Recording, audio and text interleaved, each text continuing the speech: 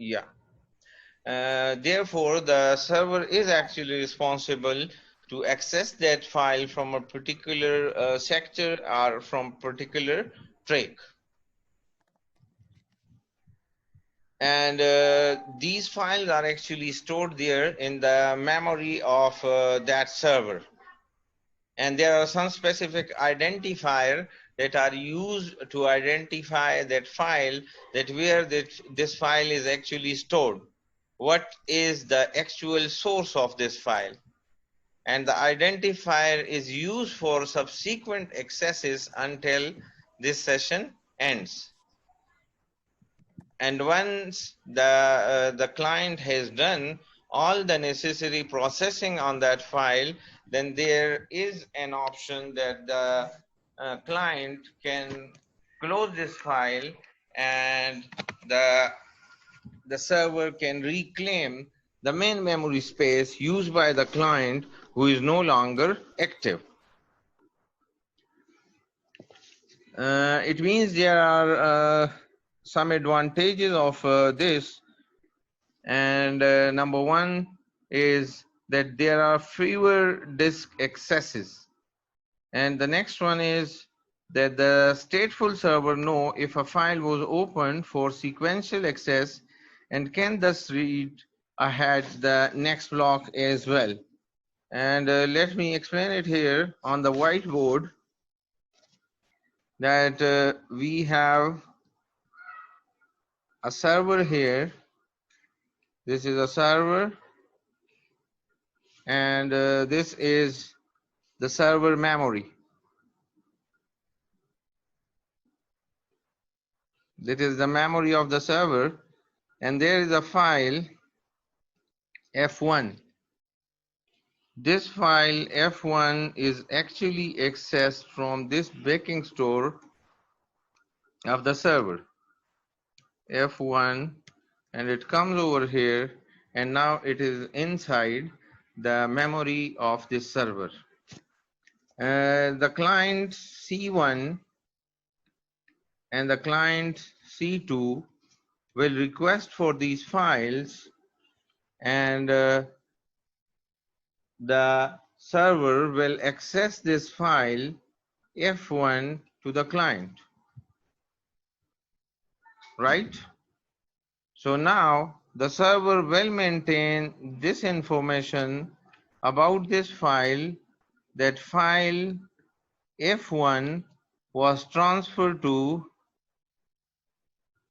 client C1 at time 9 p.m.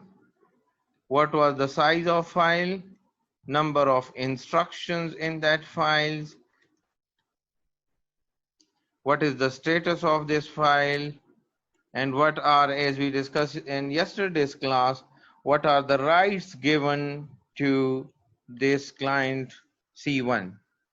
So look at this, these are all information stored over here with the server about this file F1.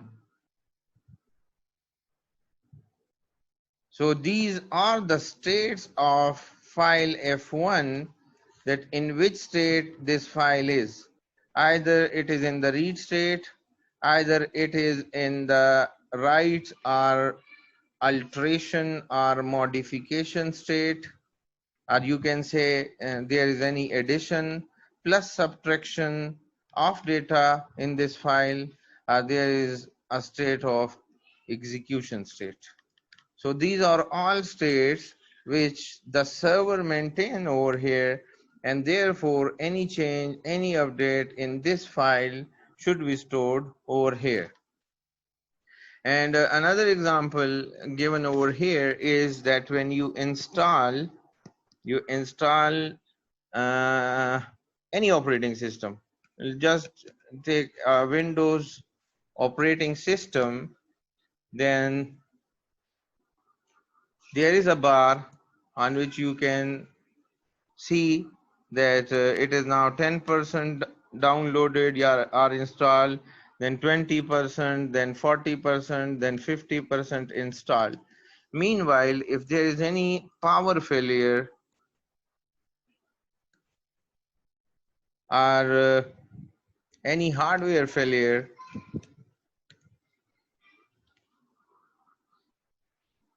and the installation actually goes down, then when next time you will start reinstallation of this file,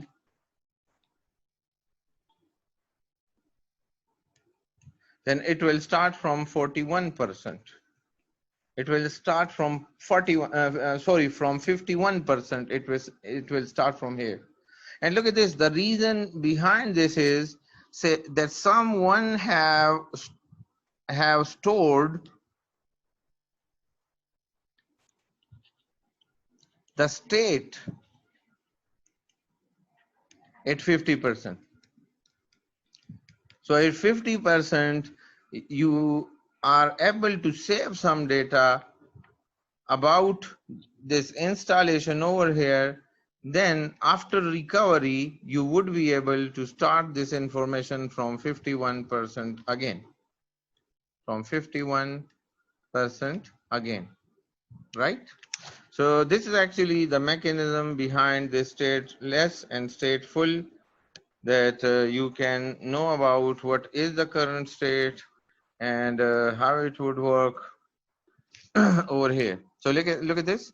When you transfer the file, there are just few addresses, and as we know about how you will update the cache, like through write through mechanism will be followed, delayed write will be followed, write on close will be followed, then it's up to you. In next mechanism, we have the stateless. Look at this, we don't have any storage over here on the server side. So avoid state information by making each request self-contained, and each request identify the file and the position in the file as well. So every time you have to go over here, as we discussed on the whiteboard here, you can see here.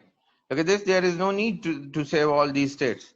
Like what was the disk, the number of disk, the track number, the sector number. So there is no need to store all these information, and you are actually helping the system to remove this overhead. So if we can take the example of the same of the software installation on 50%, if the system goes down, then you will restart the installation, reinstallation actually from zero. Even if there is 10 times failure of the system, every time you will start from zero. And reason behind this is that you are saving no state saving over here. You are not saving any state. That's why you don't have any information about the 50 percentile installation on the system. And this is very important to mention over here, that if you are saving these points, so you are utilizing more memory. You are utilizing more memory. And similarly, you are utilizing more processing power. Is the system has to memorize this point, because he has to start the next installation after recovery from 51%. So that is very important to mention, that in stateless system, there is less burden on your system, but in stateful, you have more. Similarly, in next slide, we have the distinction between stateful and stateless services. In case of failure recovery, that's what I explained here. A stateful server loses all its volatile state in a crash, but still he would be able to recover back from the last storing point. As you know about that, there are some storing point automatically created in the system, and this is the storing point. Even if there is crash on 52%, 55%, there is any crash in the system, still you would be able to continue from the 50%, from 51%.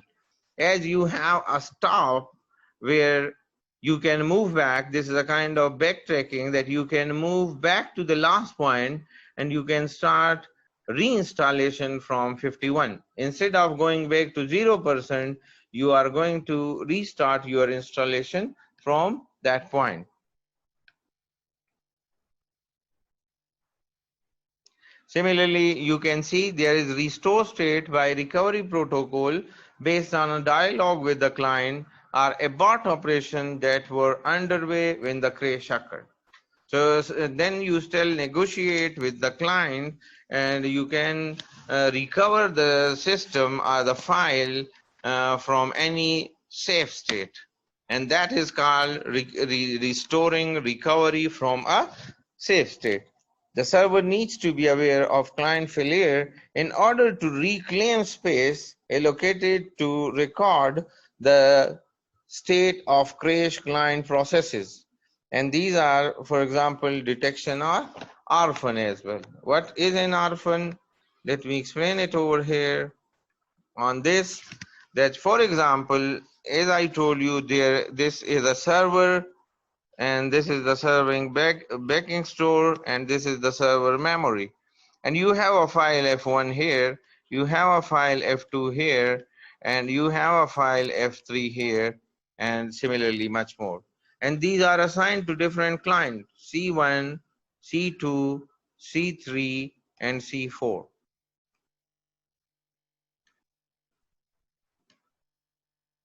So look at this, F1 is assigned to C1, F2 is assigned to C2. So if you can see that this file is also here in the memory of C2. This is actually the replica. The original file is here. And you want to reclaim this space from this client. So this is actually getting it back from here. So this is claiming back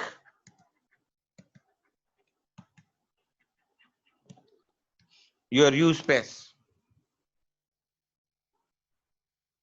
So you can remove this file and you can bring, for example, F6 over here.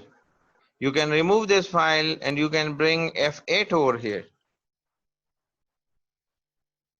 So now the original file is closed over here, but look at this, these files are, some parts of these files are still here with the clients. And these are actually orphans. These are actually orphans in which the parent processes are actually closed, parent are closed, and the children, the child processes are still working.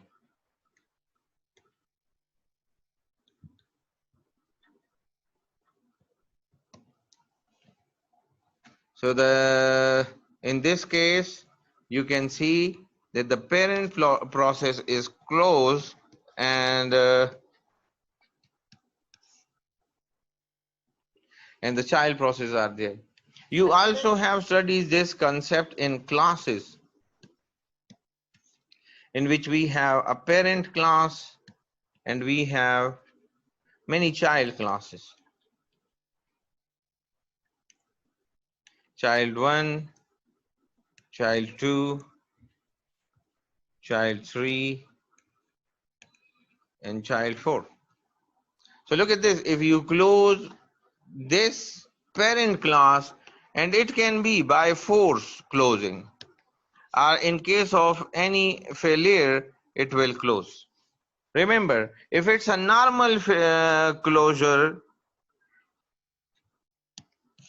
if it's a normal closing of a process, then the parent process will never close unless and until they complete the execution of all child classes. But sometimes there may be mishap unless and until the execution of child classes are complete.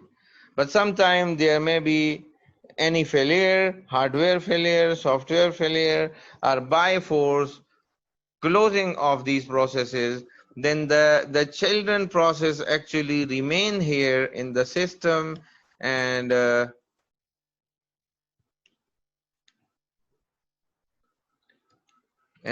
parent is no more there. The parent is dead. So that's why it is called orphans. And then what you do, you actually also by force close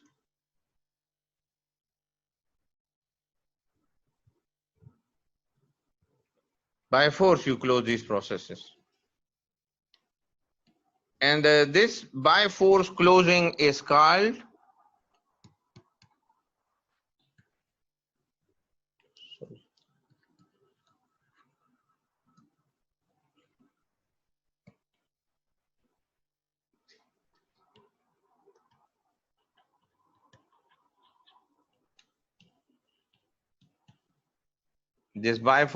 closing is called killing of processes,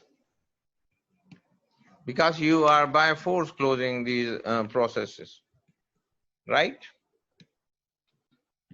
Let's move back to the lecture.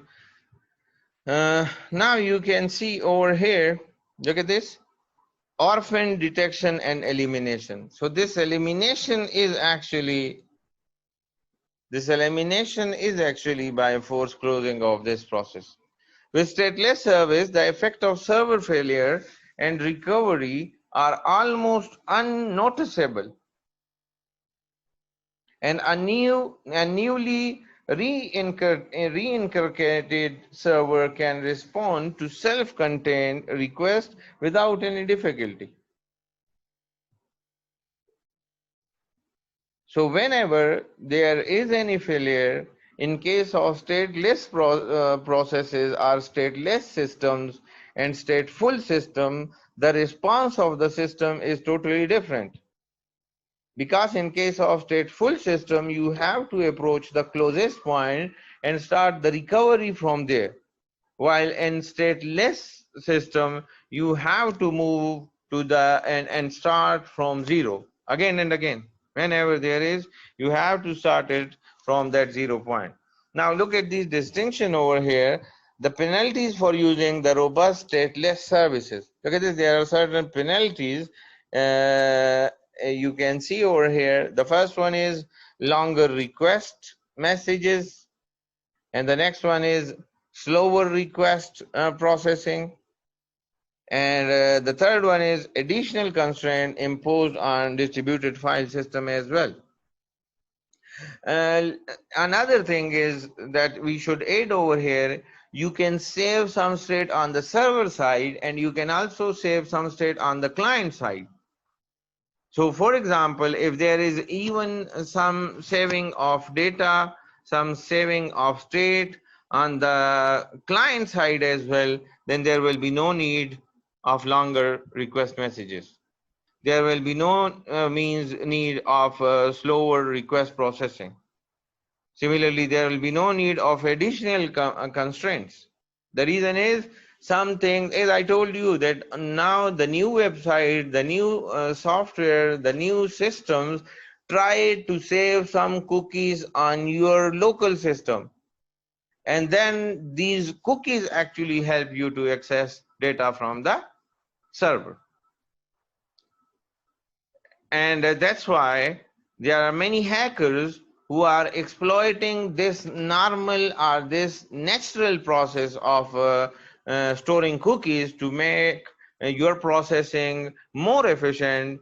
They actually exploit it, and they launch an attack against you by putting their own or saving their own request in the cookies, and then onward are instruction in those cookies, and then onward they initiate those instructions from those cookies file, and they can get access to your system, your personal system, even to your server as well. So sometime it may be very threatening situation for few users that they are storing these cookies. Some environments require stateful services. Sometimes there is requirement of, and it is like if you are installing a software or you are doing some registration with any website or any web server, then there are some terms and condition. And if you don't agree with those terms and condition, you will not be allowed to use their services. So that's why there are some requirement of the system that you should have a stateful service. A server employing server initiated cache validation cannot provide stateless service since it maintains a record of which files are cached by which client. Look at this. Therefore, they have to save. As I told you here in this diagram, that the server have maintained these information. Which client have which data? Here we discuss it. Look at this. Similarly over here.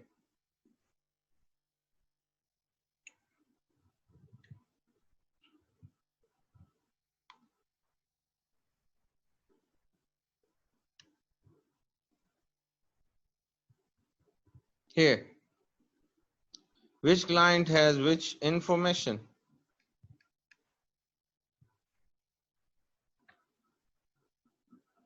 I think we have lost one slide. Yeah, this one. Yeah, exactly.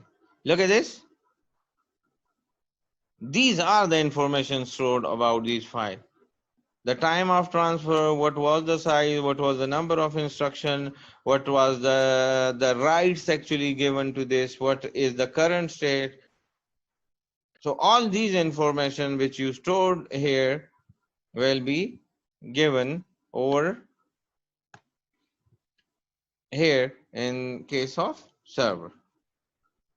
Unix use the file descriptors and is inherently stateful. Servers must maintain tables to map the file descriptor and store the current offset within a file. So the Unix operating system actually use this descriptor to save the state, and then onward, if there is any failure, if there is any disturbance, you have to go back to the closest descriptor over there. As we discussed about the state, if there is any failure at 53%, then the closest descriptor may lies at 50%. It may lies at 45%. It may lies at 52%. So you have to approach that closest descriptor. Similarly, file replication, at some cases, as you have seen in last slide, replicas of the same file reside on failure independent machine. As we have replicated multiple files, and these files actually exist on the client side as well. The master copy is stored on the server side, and then onward the replicas or the copies are distributed among the clients who actually requires. It improves availability and can shorten service time. The naming scheme maps a replicated file name to a particular replica, and therefore the existence of these replicas should be invisible to higher level. Look at this. Where they are means the next level, there may be multiple levels, and the replicas must be distinguished from one another by different lower level names. Like you are assigning replicas to multiple nodes, then they can be identified over here. Like in this case, if there is a replica F1 here, so F1 is also here. So here F1 will be called as C1 plus F1, and over here it will be called C2 plus F2. So the C2 plus F1. C2 plus F1. So here the file name is actually identified based on these clients. So the actual file name is F1 stored here, but on this client C1, the file name is C1F1, and on C2 client, the file name is C2F1.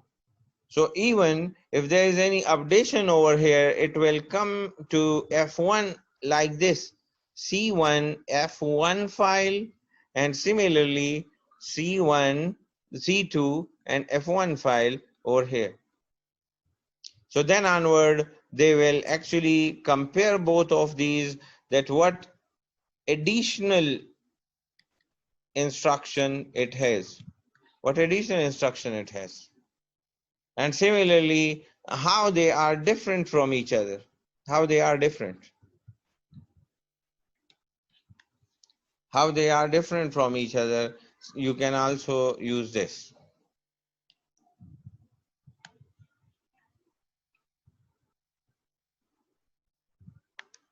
So here updates replicas of a file denote the same logical entity, and thus an update to any replica must be reflected to all other replicas as well.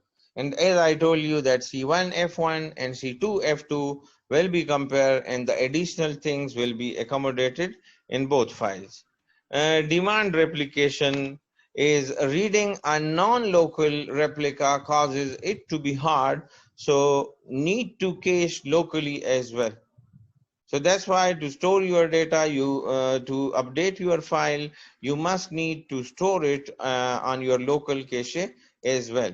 Now here is an example of Andrio file system, a distributed computing environment. Andrio was developed in Carnegie Mellon University, purchased by IBM and released by Transarc DFS, now open source AFS. That is the Andrio file system. And the Andrio file system, that was almost 30 years back, 35 years back. Andrio file system tries to solve complex issues such as uniform namespace, location independent file sharing, client side caching with cache consistency, secure authentication, and similarly Kerberos. It also includes server-side caching via replicas and ensure high availability of data. So look at this, there is also server-side caching and there is also a client-side caching. And it can span up to 5,000 workstations. So look at this, the single operating system can handle at least 5,000 workstations at the same time. Here the clients are presented with a partition space of a file name and a local namespace and a shared namespace. And as I told you here in this diagram, you can see that what is the local namespace and what is the shared namespace. Like this is a shared namespace and which is the server space. And here is the local namespace. I mean, we have to divide it into systems like the client 3, client 2, client 1, and client 4. And there is a file F1. So in shared space, it is called F1. But here it will be called C1 F1. In local space, it will be called C2 F1. It will be called C3 F1. It will be called C4 F1. So in local space, the name is totally different, though the file is same. But in shared space, the name is almost same.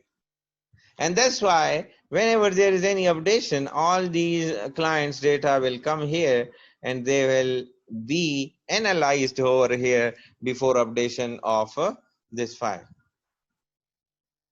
So coming back toward the slides, you can see over here,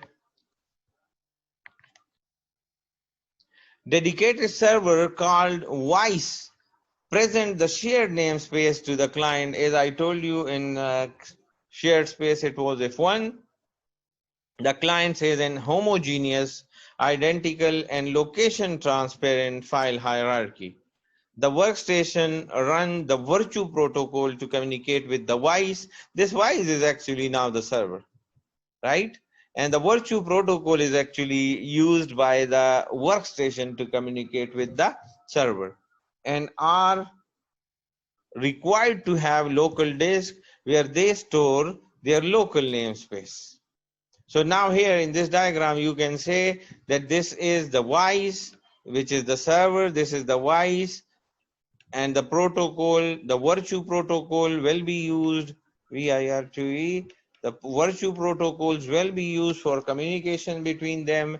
These are the local caches of these clients, the local cache of these clients, and in these local caches, the identifications are totally different as compared to the parent. So coming again here,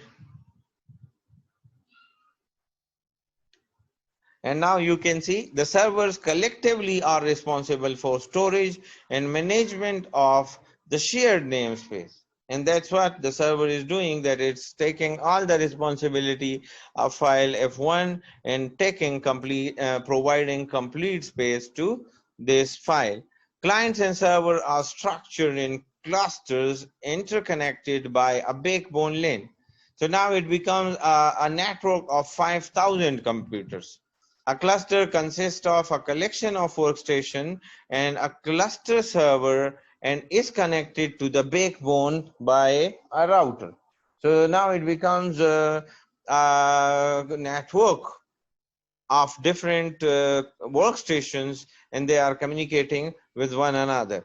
A key mechanism selected for remote file operation is whole file caching, and opening a file causes it to be cached on the local disk. And now it is very important that if you want to save, you want to play something, this is now also a part of some new games, or you can even say Zoom, or you can also use the Microsoft Teams.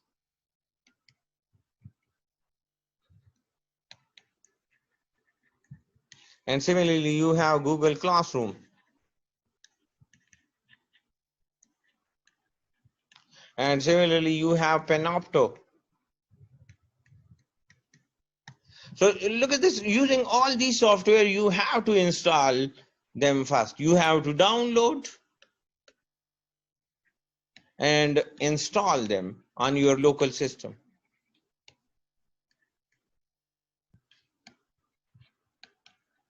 Then it will provide you the kind of full package to use it.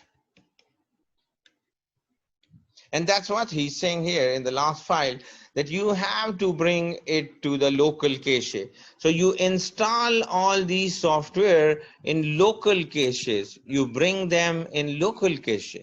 And that's what he's doing here as well, that you have to bring all these things to the local caches. Here you can see opening a file, it to be cached on the local disk over here. So this is the main point. You can see over here that the data is stored at the local cache. Now here he is further explaining the shared namespace. The embryo volumes are small component units associated with the files of a single client. Now, what kind of files are associated with and with which client? FID, that is also called FID, or it can also be identified as a file identifier, FID, FID. It identifies a WISE file or a directory. So which file? WISE is actually the server. So it identifies the server file. A FID is 96-bit long and has 3 equal components. Look at this, the total length of this ID is 96-bit, and there are 3 components. Number 1 is volume number, the directory volume number, then vnode number, and this vnode number is actually used for the purpose of indexing. And you can see over here that vnode number is used as an index into an array which containing the inodes of file in a single volume. And similarly, the unifier is actually used to reuse the vnode numbers, thereby keeping certain data structures. That's how you can use the vnode number back FIDs are location transparent, and therefore the file movements from server to server don't invalidate cache directory contents. So that's why, as these file IDs are directory IDs are location transparent. And we already had discussion about location independence and location transparent, in which there is no need that in case of physical change of the file location, there is no need to change the name of the file. Embryo cache entire files from the server. Look at this. It will transfer the complete file, and it is a drawback of these Endro file. Let me explain it, that it is a drawback. Sometimes there is a file of 100 KB and you just need 2 KB of that file. So actually that 2 KB file is used for that purpose.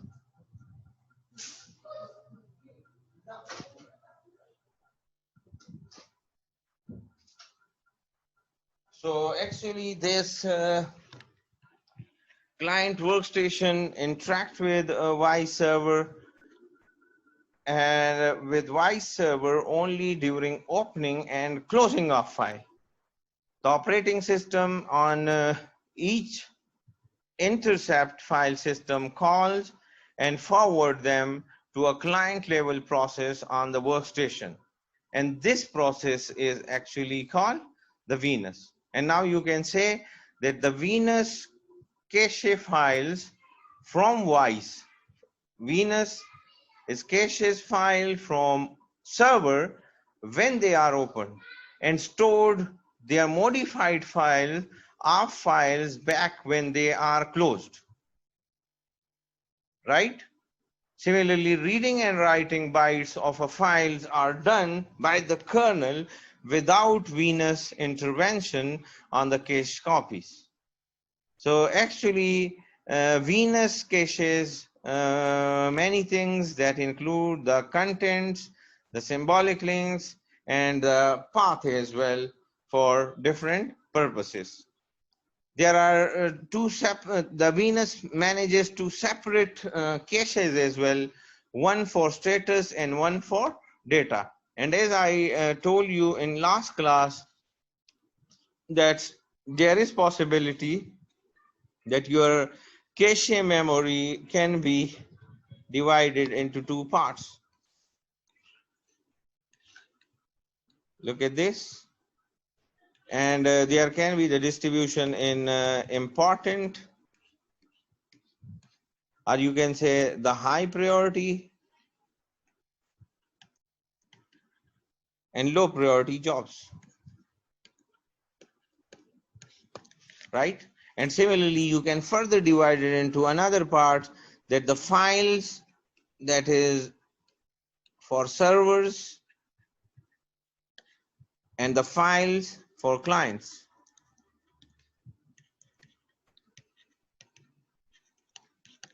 So you can also save it over here, different types of techniques. And now how you can update or you can manage these caches. The first one algorithm is least recently used. I also explained it in last lecture that the algorithm used to keep each of them bounded in size, least recently used. And similarly, the status cache is kept in virtual memory to allow rapid servicing of state, or you can say what is the current status of this file. The data cache is resident on the local disk as well. But the Unix input-output buffering mechanism does some caching of the disk block in memory that are transparent to Venus as well. There are still certain issues in design of Enduro file system. And the first one is the client mobility. If there are multiple users and they are even moving from one place to another place, how you will handle that? The next may be the security. And next may be the authentication. and protection and heterogeneity. And you can say, you can see, or you can observe these changes while you are moving from one country to another country, then automatically your social media is also telling you that this is your new place. Welcome to this place. What are different types of visiting spot here at this new place? So similarly, you have an issue of security, that how to ensure security of the client's data, and similarly the server. As I told you, security of client, from client to client security.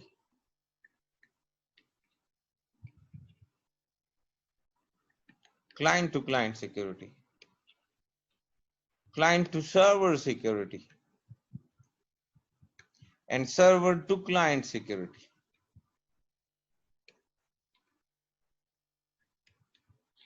And in all these cases, the communication security as well.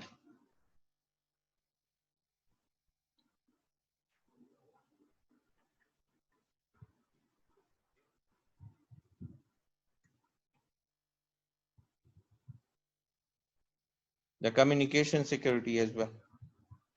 So how you will ensure the communication security, the client to client security here in this scenario? Similarly, protection from each other and heterogeneity. You may also have different types of systems as well. That, for example, if you have,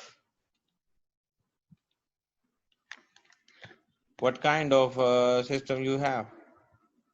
Either it is a homogeneous system,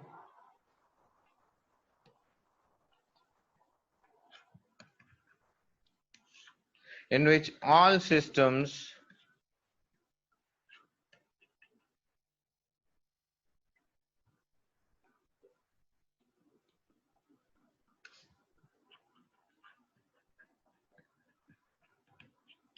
capabilities in terms of hardware and software. While in heterogeneous system,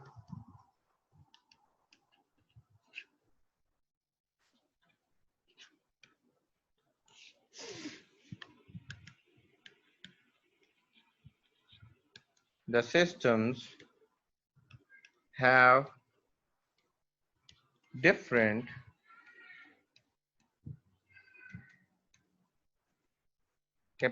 capabilities. And these capabilities can be the processing power,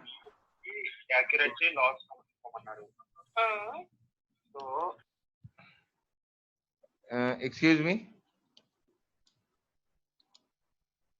is there any question?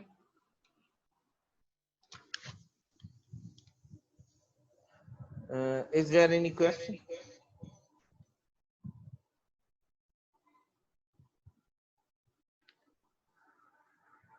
Okay. The computation power, right? Similarly, the memory, similarly, the connectivity, or you can say the storage,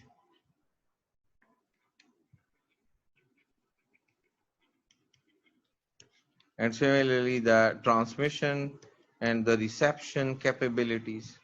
So in these heterogeneous systems, the system have totally different types of capabilities based on their hardware and softwares.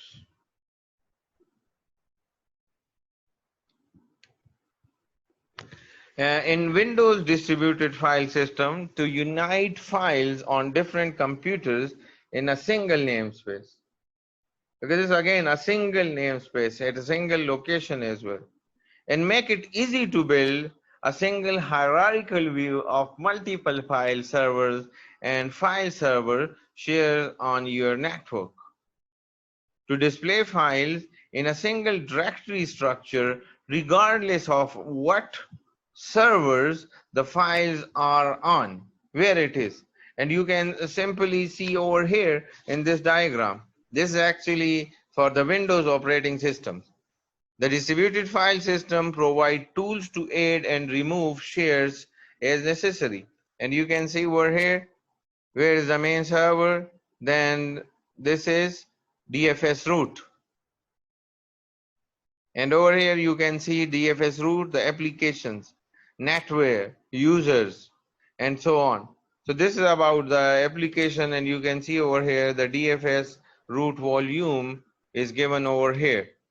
There are 5 volumes in this DFS root. In administration, it is easy to replace server since each node in the DFS is assigned a logical name that point to a file share. So one thing is that you are assigning a logical name to all the file, and it can point a particular share to a new node while the current node is being replaced. What is the new node? And what is the current new node? And it replaced which node actually over here? You can see here from the user perspective, maps just like a regular window. You can see you have desktop, my computer, then you have the drive. In D drives you have application, Jasper, netware, users, and there are many more. Inside user you can see you have different types of folders, and you can see here in detail over here. He has just opened these folders, and there is actually a hierarchical approach. As first you have to open my computer, then you have to approach this drive, then inside this drive you have to open the related folders, and then you can further access the folders inside that folder, or files inside that folder. The next is the load balancing. If there is some extraordinary load actually on some client, on some server, so you can share those files or those burden with them. If volumes are unavailable, the distributed file system will hand off requests to an alternative volume if possible. And as you know about that, while you are configuring your network, there is a configuration that is preferred DNS.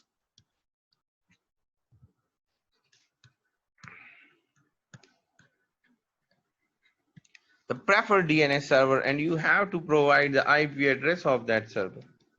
What is the IP address? And in next up, there is alternative DNS server. So you have to provide the IP address of that alternative. So look at this. This is the preferred DNS server is actually the first option the system should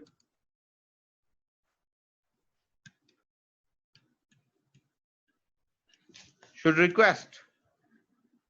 And in case the first option is not available, then the alternative DNS is actually used here as second option. Second option, and system can request when first option is not available. When first option is not available.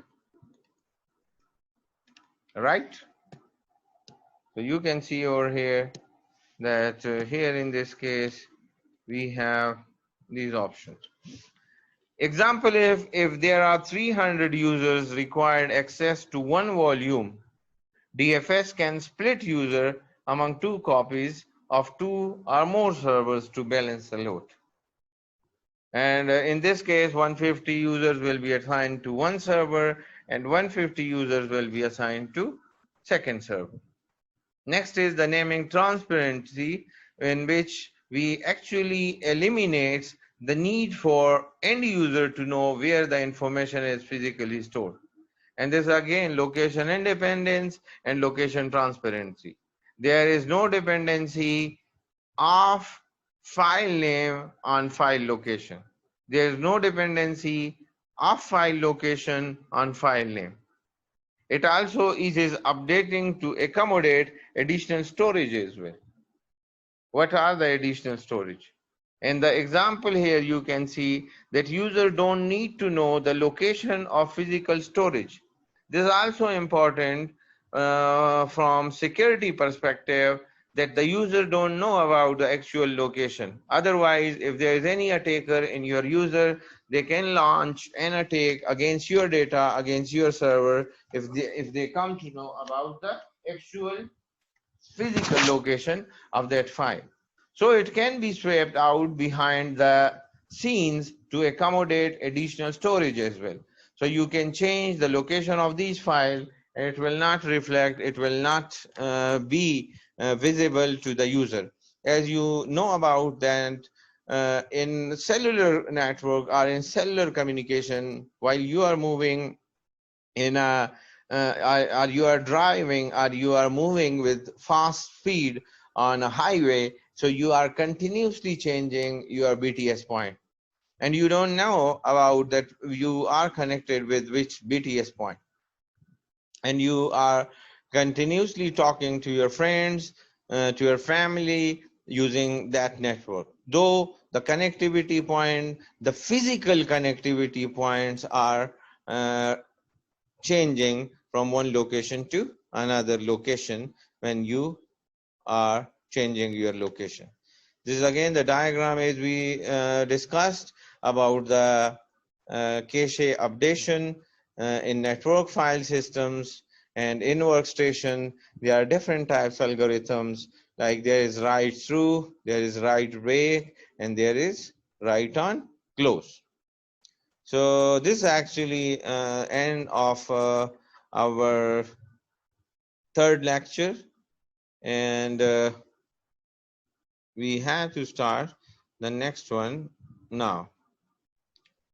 We can take a break for a few minutes, and then after 5 minutes we will start the next lecture. Is it fine? Sure. And now we will start. Are you there? Should we start? Yes. Yes. Okay. Yes. Yeah.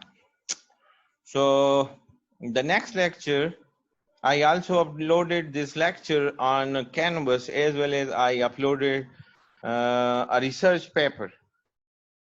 And I will upload a few more research paper as well, that you should learn from that how to learn.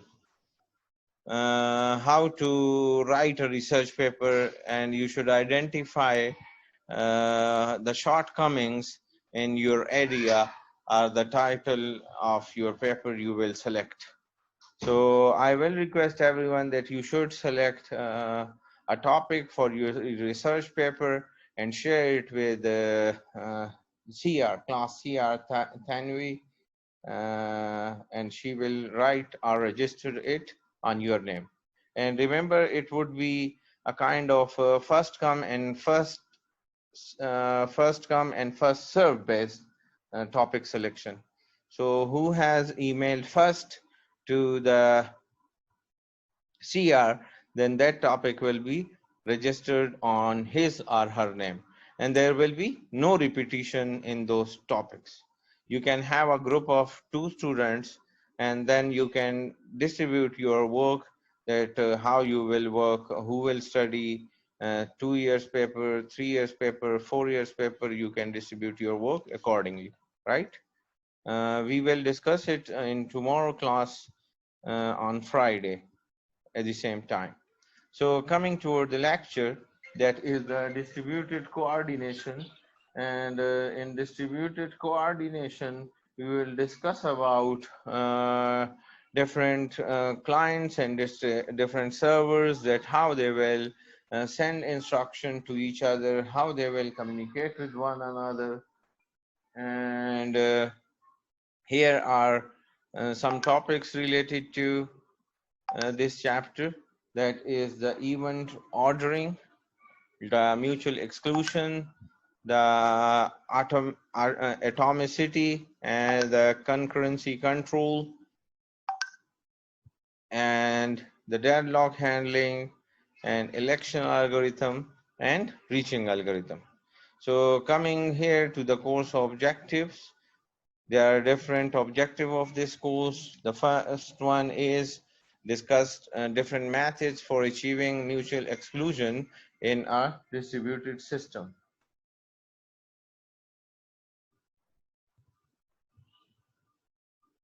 And similarly, explain how atomic transaction can be implemented in distributed system. How you can divide it into small parts, that atom is actually the basic unit of matter. That's why here we should have the atomic transaction. And the next one, how some of the concurrency control schemes would be discussed. And then onward, we will present the deadlock mechanism. So here you can see that there are different types of events, and the coordination among these events are very important. Coordination of requests require events to be ordered. Like for example, here the events in this class would be that first I will deliver a lecture, then you will ask question in second event, and the third event I will reply to those questions. Similarly, we will complete this course, and then onward there will be after 7 or 8 class, you will have the midterm exam, you will have a quiz, you will have an assignment. So these are different events. It is not possible that you come for the first class and I told you tomorrow is your final exam. So that's why we should arrange these events, and every event should occur at its predefined time. There are some standalone systems like a single systems. They shared clock and memory and also use a timestamp to determine the ordering. Similarly, distributed system, there is no global clock. Each clock runs at different speed. And especially as I told you that in heterogeneous system, they have different capabilities, and similarly, some systems have higher power of processing power and higher in resources as well, while other are not. How do we order events running on physically separate systems? Like messages, the only mechanism for communicating between these systems can only be received after they have sent. As I told you, that once you send a message, then you can expect that you will receive a message as well. And here in this slide, you can see that there are different types of events, A, B, and C. If A and B are events in the same process, and A was executed before B, then A is actually happening or executing. I don't think we can see what you're talking about. We just see the title slide that says distributed coordination. You can't see the slide? We only the title slide. Can you see it now?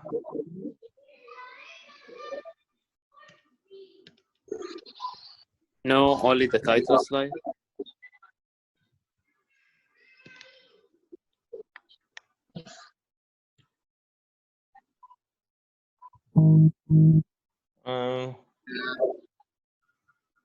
Can you see it now?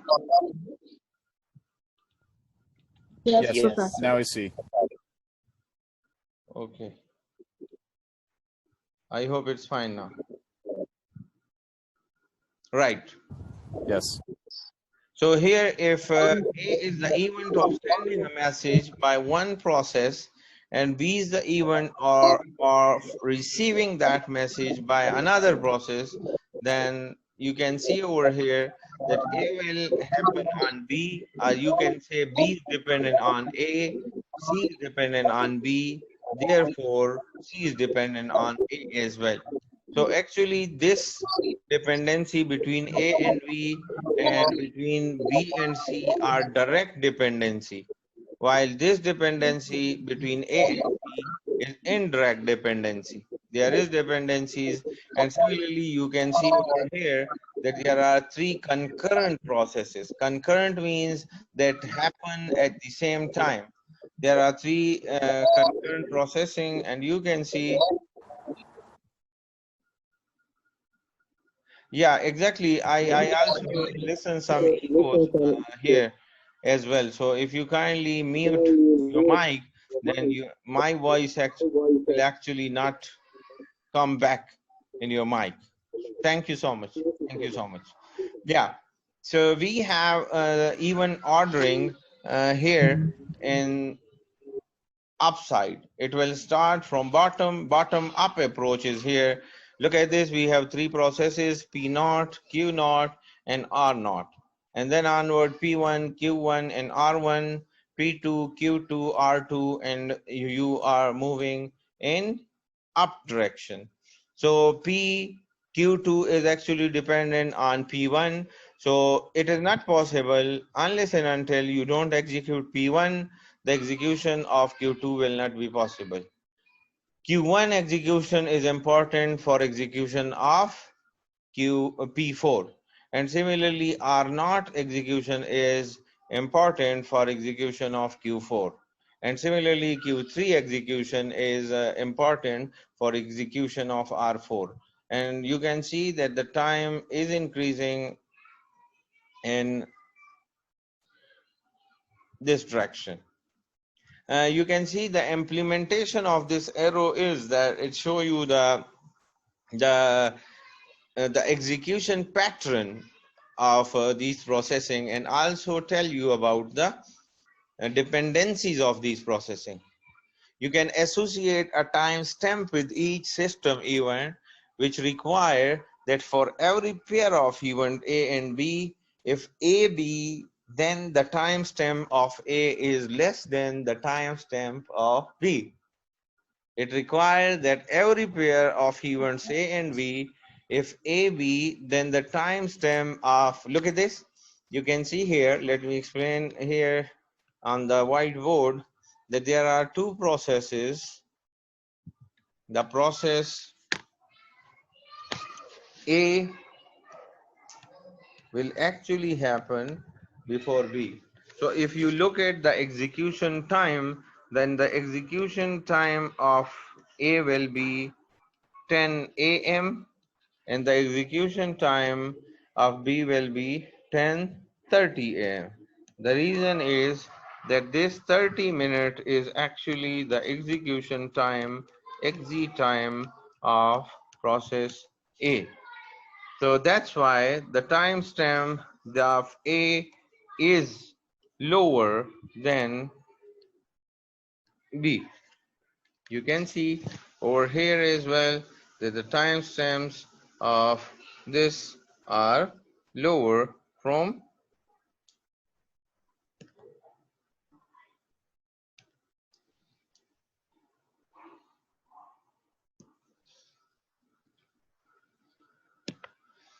Okay.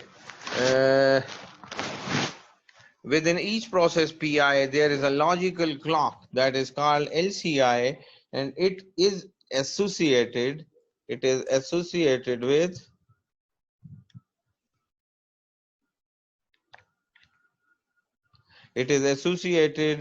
and the logical clock can be implemented as a simple counter that is incremented between any two successive events executed within a process.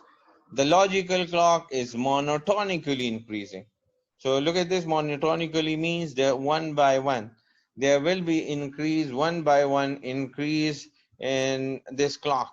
And you will go from one event to another event, then from 1 to 2 and 2 to 3 and 3 to 4.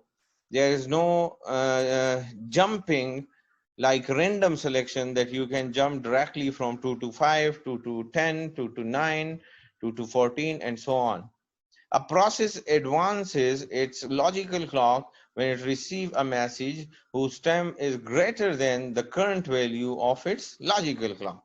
So look at it, there is even comparison of these time stamp as well, that either the execution of this process would be possible before the execution of any XYZ process. If the timestamp of two events A and B are same, then the events are concurrent. So it means they are happening at the same time. For example, this is a concurrent event that I am delivering this lecture and you are listening this. So actually both of these things taking place at the same time.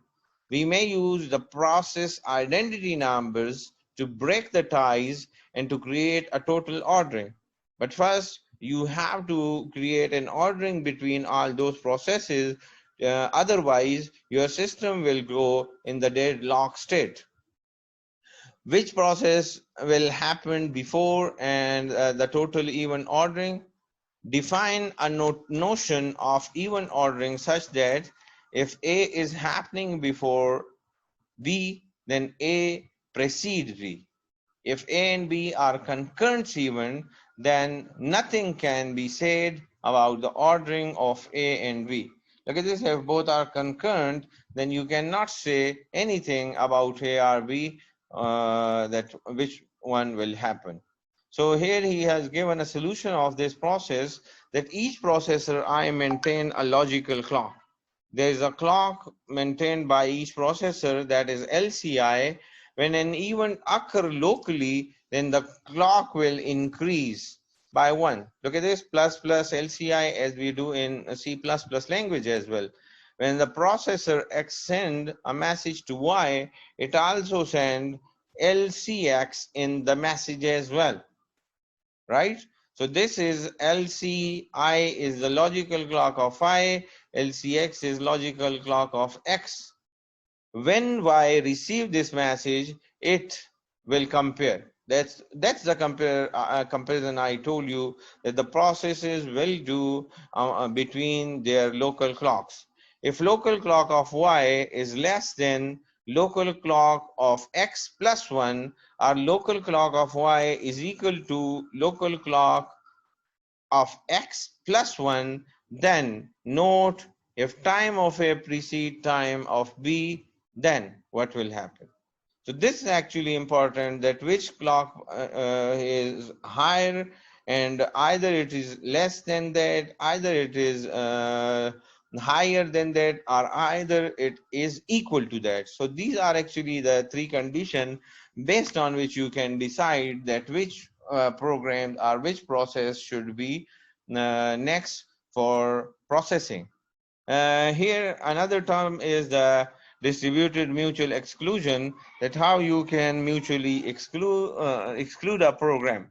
There are certain assumptions, mostly we take some assumptions in research as well, because everything is not in our control. It's not an ideal environment, that's why we assume many things which are not in our control. So here we assume that the system consists of n processes, where each process pi reside at a different processor. There are different processes, and they are on different processor for execution as well.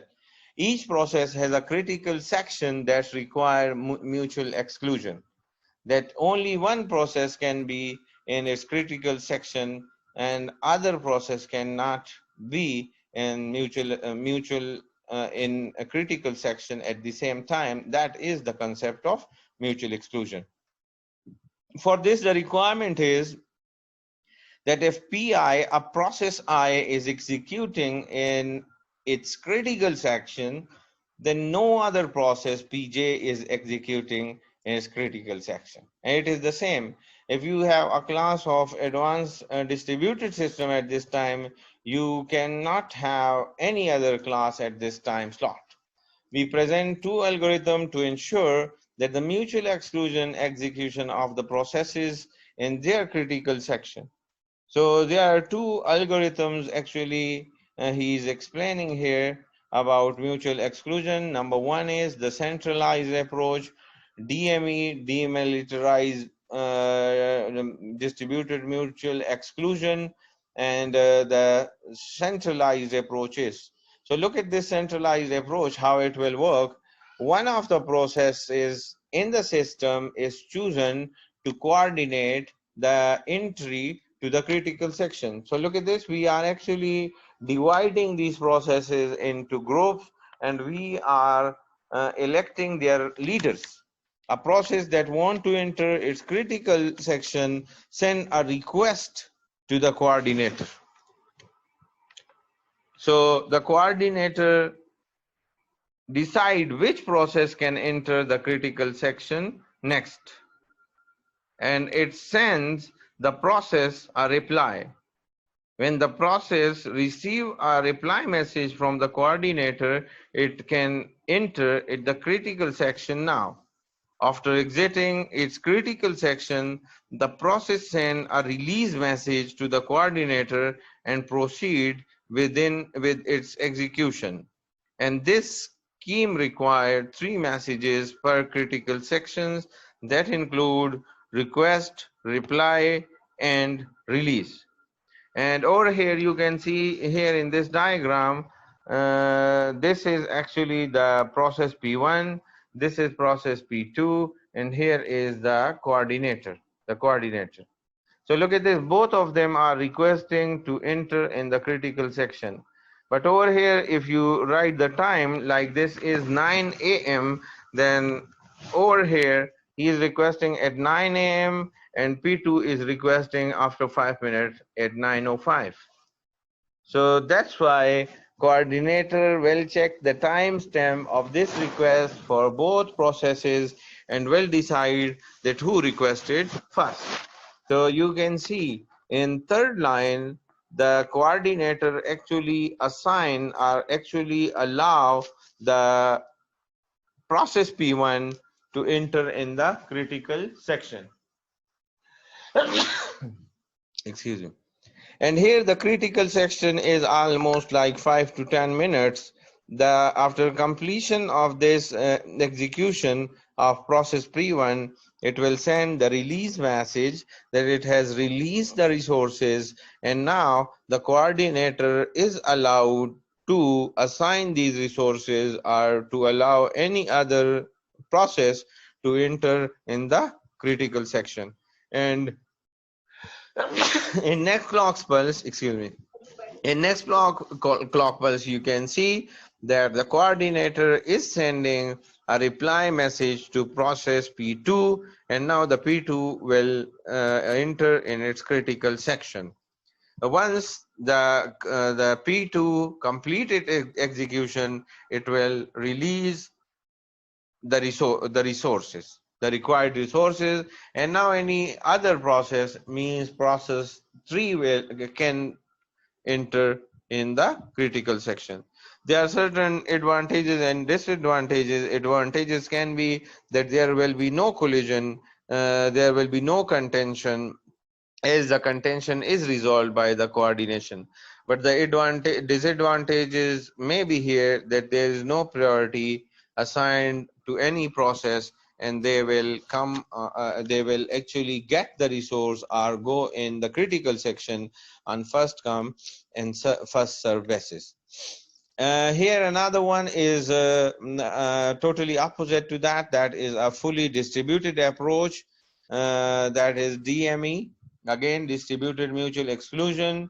Look at this approach, that in this fully distributed approach, when process PI want to enter its critical section, it generate a new timestamp and send the message request PITS. Look at this, PI is the identifier of this process PI, and TS is the timestamp of this process to all other processes in the system. When process PJ receive a request message, it may reply immediately. If PJ is not interested to enter in its critical section, so it can automatically send a reply to PI that he is not interested and he can enter in the critical section. When process PI receive a reply message from all other processes in the system, it can enter in its critical section, and after exiting its critical section, the process PI send a reply message to all its deferred requests about this.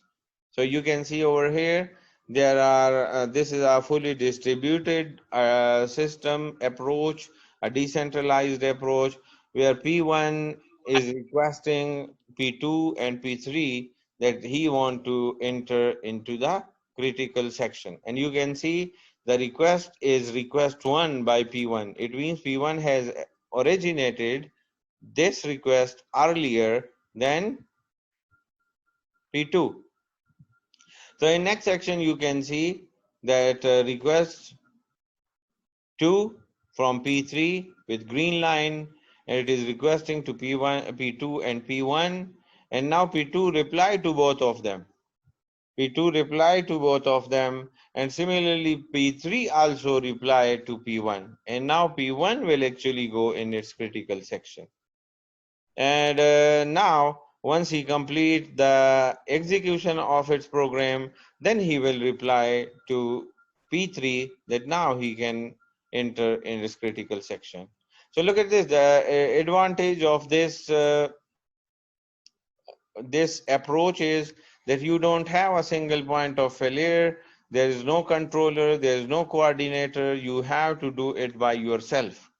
And the disadvantage is this, that you have to ask from all processes. So it is some sort of very complex processing, that if you have more processes or more processors in the system. For example, if you have 100 processes in the system, so you have to receive 99 reply messages before entering into the critical section. Look at this. It lost replying entire system. And if any reply is lost, then the system will go in the deadlock state. A fully distributed approach, in fully distributed approach, the decision whether process PI replies immediately to a request or defer its reply is based on 3 factors. Look at this. When you can allow someone that he can go into critical sections. So there are 3 conditions based on which you can give your response. So this competition is actually between 2 processes, PI and PJ. So look at this. The first condition is if PJ is in its critical section, then it defer its reply to PI. Then it defer its reply to PI. If PJ is in critical section, he is already in critical section, so he will defer. If PJ doesn't want to enter its critical section, then it send a reply immediately to PI. If he is not interested or he has nothing to execute, then he will send a reply to PI. If PJ want to enter its critical section but has not yet entered it, then it compare its own request timestamp. And this is the stage that these processes will compare their timestamp, that who has requested for the resource or for the critical section first. And as I told you, this is totally based on first come and first serve algorithm. So they will compare the timestamp. If its own timestamp is greater than timestamp, then it send a reply immediately to PI and ask him to enter into the critical section first. Otherwise, if his timestamp is lower than PI, then he will defer his request and will go in the critical section by itself. There is general coordination with link failure in these processes. For example, there is a problem, there is an example of war. If there are 2 journals are on 2 separate mountains and they can communicate only through messengers, but messengers can get lost or captured by enemy. Goal is to coordinate their attack. And look at this, these two channels are A and B, and the condition is if attack at different time, they lose. If attack at the same time, they will win. So A and B are channels, and they have actually fight here with a third party, that is C over here. So look at this. They are communicating with one another. Is 11 a.m. okay? 11 a.m. is sound good for attack. And 11 a.m. and then onward, does A know that this message was delivered? If it's delivered, then both journals A and B will attack on the enemy at the same time, and definitely they will win. Even if all previous messages get through, the journals still cannot coordinate their action since the last message could be lost. And it always requiring another confirmation message as well, that both journals are actually on the same page. And if they are on the same page, they will be successful to win this war. And there are certain desirable behaviors of this fully distributed approach. Number one is freedom from deadlock. You may not take the system to deadlock by engaging it into multiple locations. Similarly, a deadlock is actually a condition in which you assign resources to different processes without looking or without considering their requirements, and similarly without considering their timestamp, and similarly their utilization times as well. So that is the main condition of deadlock, that there is dependencies of certain processes on each other, and any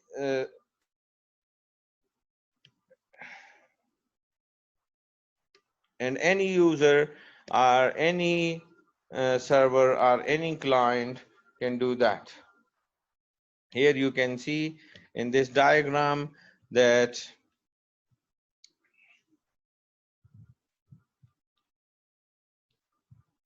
here you can see here that two nodes or two journals have dependencies on these messages. If there is any loss of data, if there is any loss of message, or there is any disturbance, then both journals will stay at the same point. They will not move forward unless and until the situation is clear. So they are in deadlock situation. They can't do anything unless and until there is no resolution of that deadlock. Freedom from starvation is also ensured. Starvation is that the resources are not assigned to the required processes, though they are available, but they are engaged with some other processes, and the system has gone in the deadlock because of that. Or sometimes the starvation may happen whenever the timestamp or the priority of a process is very low. Since entry to the critical section is scheduled according to the stem ordering. Look at this. Let me explain it over here, that we have some processes. This is the memory, and here is the CPU.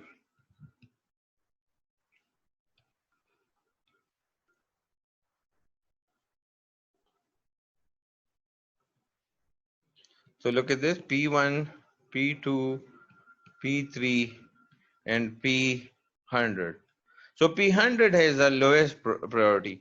P1 will go to execution, P2 will go for execution, and then will come back, and then will come back, and then will come back. Meanwhile, P4 will come here, P5 will come here, P6 will come here, and they will go for execution and will come back to the memory again. While the P100 will stay here in the memory because of its low priority. So because of this low priority, it will stay over here, and that's why it's become a starvation situation for P100. Because the processor is there available, but other higher priority programs are executing over here on this CPU, and this low priority process got no opportunity to work or to get this resource. So this is actually another issue of this starvation. You can see the number of messages per critical section is 2 multiplied by n minus 1, and n is actually here the number of processes. This is the minimum number of required message per critical section entry when processes act independently and concurrently. And as I told you that this is actually, for example, if you have 100 processes, then n minus 1 is 99, and this 2 is actually for request and for reply message. So you have a two-way traffic, then that's why there will be almost double messages for request and reply. Three undesirable condition of these distributed systems. The processes need to know the identity of all other processes in the system. So what are all other processes in this system, which make the dynamic addition and removal of processes more complex? The dynamic addition and removal, because you have to introduce, every process has to introduce itself to all other processes, and as I told you, as the number of processes increased, then there is a problem that a new process which is entering in the system must know about all of them. If one of the processes fail, then the entire scheme collapses.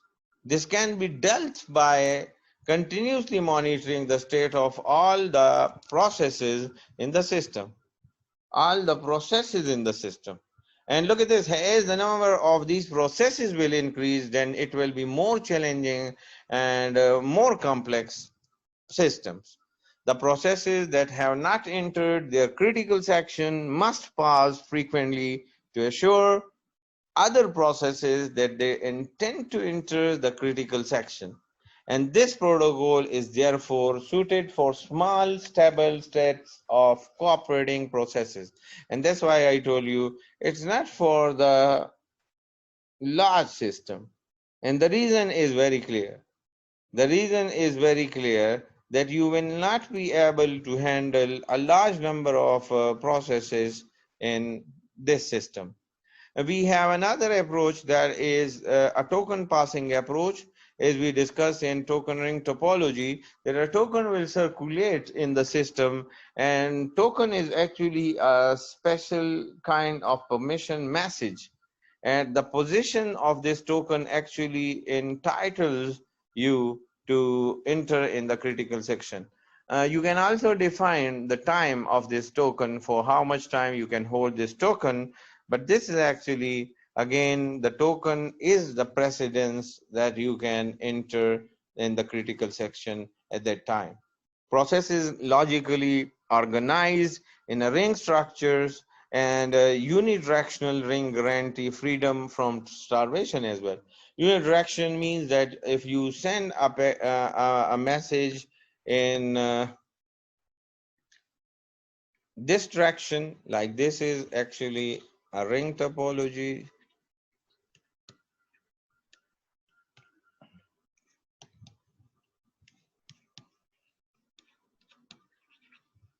and here is the token. So this token will actually move in this direction.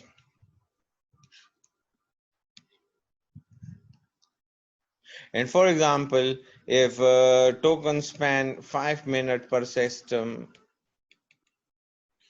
and you have one, 2, 3, 4, 5, and 6, and it means that after 30 minutes, node A or node 1 will get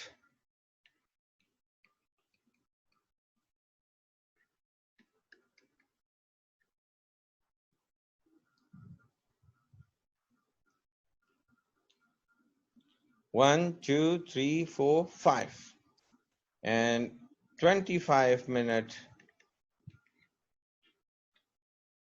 and these 5 minutes is actually with execution time of A as well. So it means after 25 minutes, the token will come back and this node will receive it again. He will receive it again.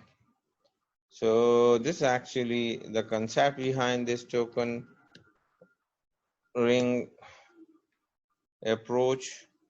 And there are two types of failure as well. You can see the token is lost. A process is failed. And the token may lose because of the failure processes. Or the ring is break. Then again the system will not be able to handle this situation. Here he explained it with the diagram. You can see that P1, P2 and P0, there are 3 processes. When a process has the token, it can enter its critical section if it want to or pass it on. For example, you can see that the token is moving from P0 to P2. It means next from P2 to P0, it means now P0 or P0 can enter in the critical section. Then after this, it is again, look at this, it is again, the token is revolving in a clockwise direction. Another important aspect is atomicity, and it is more related toward divide and conquer, that you should divide a big problem into small problems, into small modules, and then talk to that. Either all the operation associated with the program unit are executed to completion. Of course, everyone want to execute or to complete the execution of all programs. Ensuring atomicity in a distributed system require a transaction coordinator, which is responsible for the following. And number 1 is starting the execution of the transaction. You are going to start the execution of the transaction at what time the transaction execution starts. Breaking the transaction into a number of sub-transactions. That's what I told you. This is divide and conquer approach, and distribution of these sub-transactions to the appropriate site for execution. Coordinating the termination of the transaction, which may result in the transaction being committed at all sides or aborted at all sides.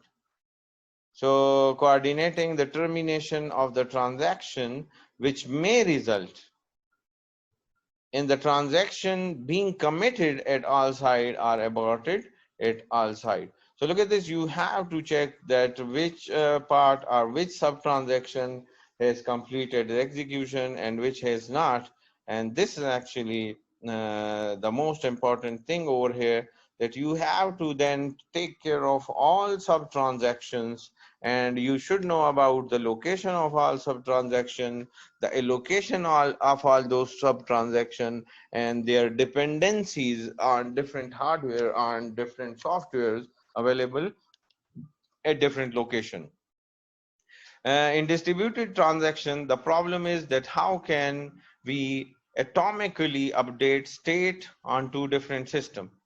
Generalization of the problem we discussed earlier, and the example here is that atomically move a file from server A to server B. Atomically move $100 from one bank to another bank. So look at this. You can simply transfer a file in the form of bits, in the form of bytes, one by one. you can transfer these $100 in the form of $1,111 as atoms. However, there are certain issues that message exchange by system can be lost. Once you are sending these messages that this is dollar number this is bit number this is byte number this, may lost, and you may lost some data as well. There is possibility of system crash as well. So in case of any failure or some part of the system failure may cancel all those transactions you have done before. It uses messages and retries over an undesirable network to synchronize action of two machines. There are another protocol, the two-phase commit protocol, which allow coordination under reasonable operating conditions. And here are the protocol, that is the two-way commit protocol. And look at the assumptions of this protocol. It assumes fail stop model. If you fail, then you will stop.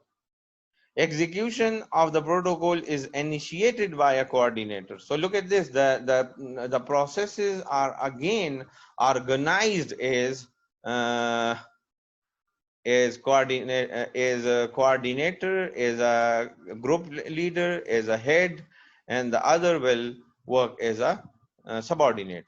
After the last step of the transaction has been reached, when the protocol is initiated, the transaction may still be executing at some of the local sites. The protocol involves all the local site at which the transaction is executed, and he is taking an example over here that let T be a transaction initiated at site SI, and let the transaction coordinator at SI be the CI. And you can take it over here, you can take this example here on the whiteboard as well. We can explain it.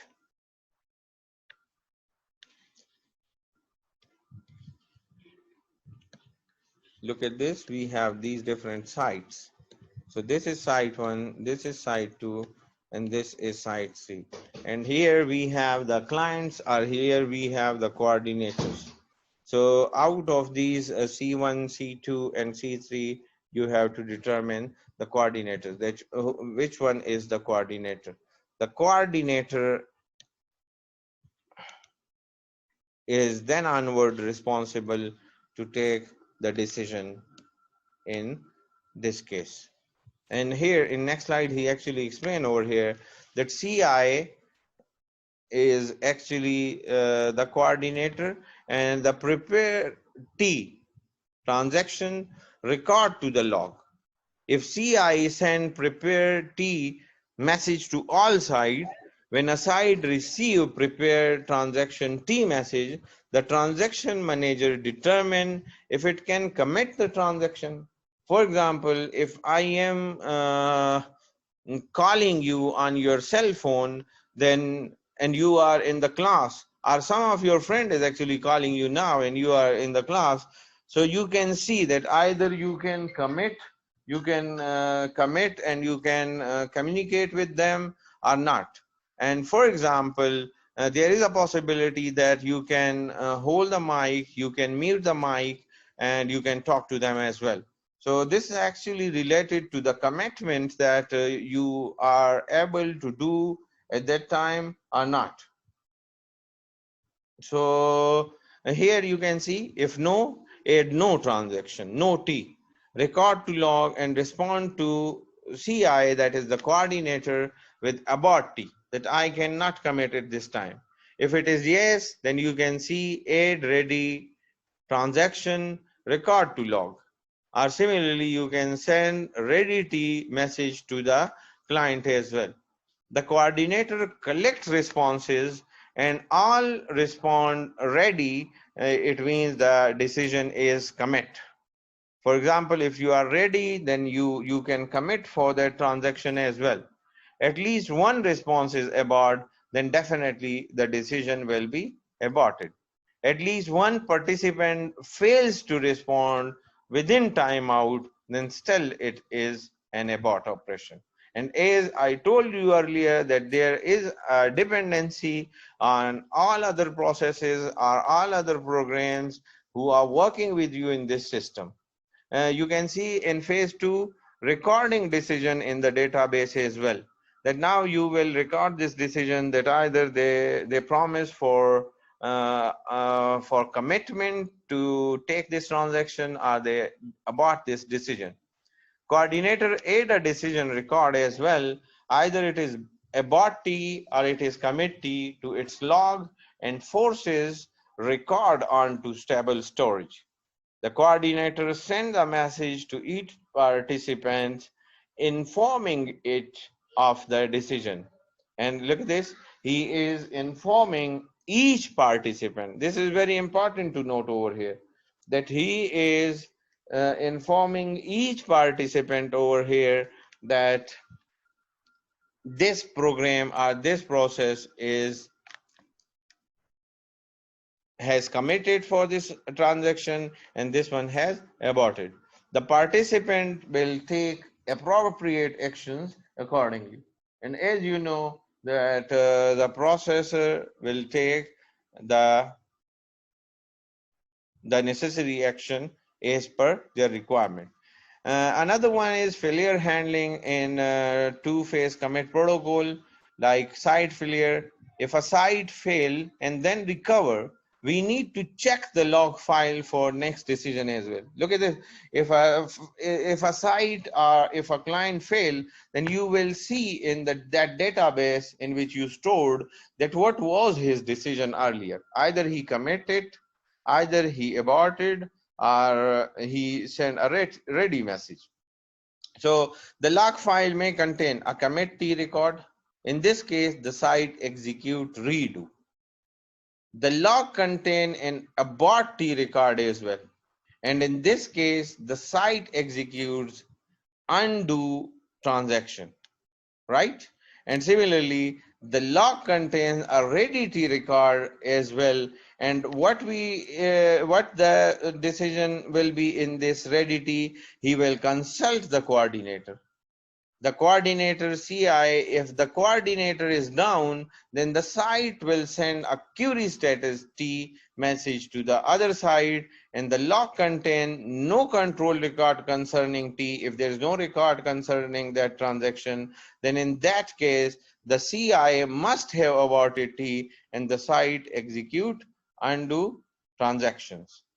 Similarly, the failure handling with the coordinator CI failure. For example, if the coordinator is failed, look at this. This is the site failure and this is the coordinator failure. So therefore, in site failure, the coordinator are still taking certain decisions.